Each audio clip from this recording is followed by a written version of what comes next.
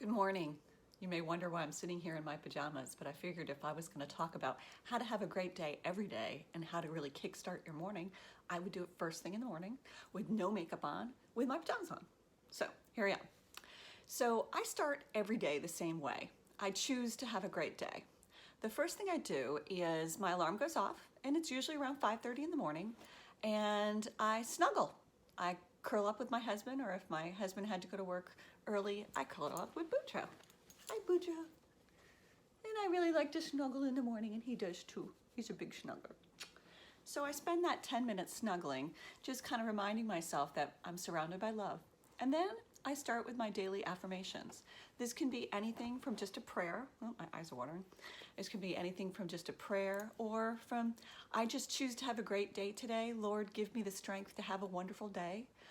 Sometimes I have a mantra where maybe I've got a big thing coming up and I'm like, I'm going to be awesome today and everyone is going to recognize it. And I do this before I get out of bed. Then I get up, and the first thing I do, after the requisite potty break of course, is go drink 16 ounces of water.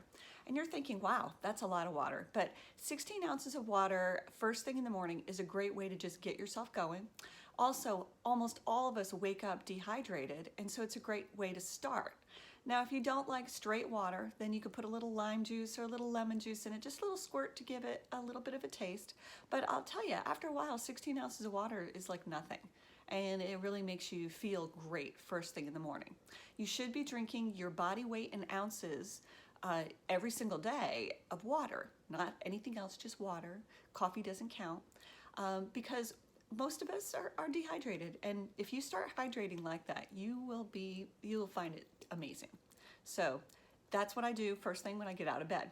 Then the second thing I do is I exercise. I put my clothes right next to the bed so that literally I drink my 16 ounces of water and bam, I'm in my exercise clothes. And I'm not saying that you have to go run 10 miles, you don't have to go ride your bike for four hours or something. No, you just need to get your heart rate going. So spend 10 to 15 minutes, no more than 30, doing something first thing in the morning. This could be riding your Peloton bike. This could be something simple like, 10 minutes of jumping jacks, burpees, and a plank. But something to get your heart rate going. Even walking the dog, but doing it at a brisk rate can really get it going. I personally do about 30 minutes of running or 30 minutes on my Peloton almost every single morning, and it's just part of the routine. The next thing I do is get my coffee, and I got my little Peloton coffee cup, because together we ride far. Infomercial? No, seriously. I get my coffee and I sit down with my planner and I do my daily planning. I think it's always important to start with the end in mind, which is what do I want to get accomplished by the end of the day? So I go through my schedule, I go through the things that I have to do, and then I go through the things that I want to do. And then sometimes I have a few things on there that I don't necessarily have to do, but I might, want to get done before the end of the day if I can, if I have time. And every day is a new adventure. Because you go through that planning stage and you're like, all right, I got this to do, that to do. And sometimes things just fall off the list because you're like, you know what, I don't need to do that. I need to delegate it.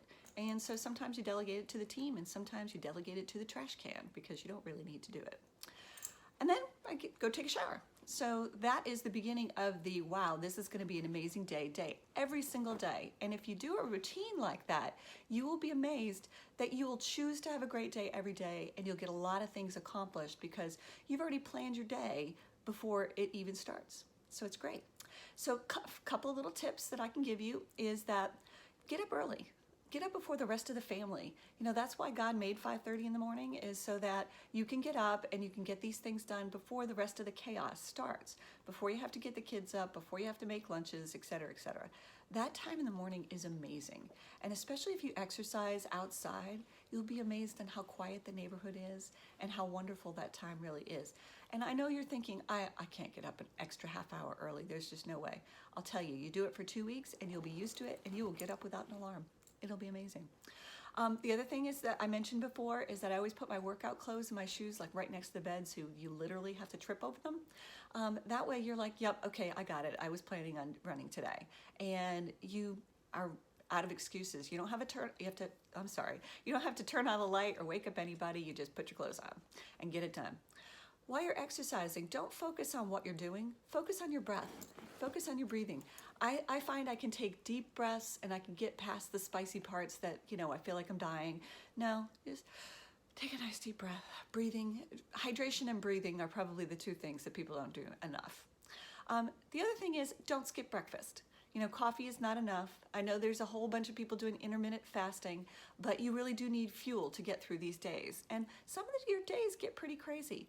If you start first thing in the morning with a nice breakfast that just gets you going, personally, I eat flaxseed granola with a little bit of blueberries in it with some rice milk, and that's my breakfast almost every day. It cleans out your system, and it's good stuff to get you started. So don't skip breakfast. Mom really was right when she said breakfast was the most important part of the day. And probably the last one is have your to-do list ready. Put it down right on the coffee table where you know it's going to be the next morning, or at your desk where you're going to do your planning, and just do this first thing and really go through that to-do list from the day before. You'll be amazed on how much more you will get done if you actually have a to-do list. So, and lastly, don't open your Instagram or your Facebook or your YouTube or anything before you do all of these first thing steps, because that is such a time suck and it will take that precious time first thing in the morning. So I choose to have a great day every day. I choose to have a routine, and I think that if you find your routine, you will choose to have a great day every day as well. All right, have a fabulous day.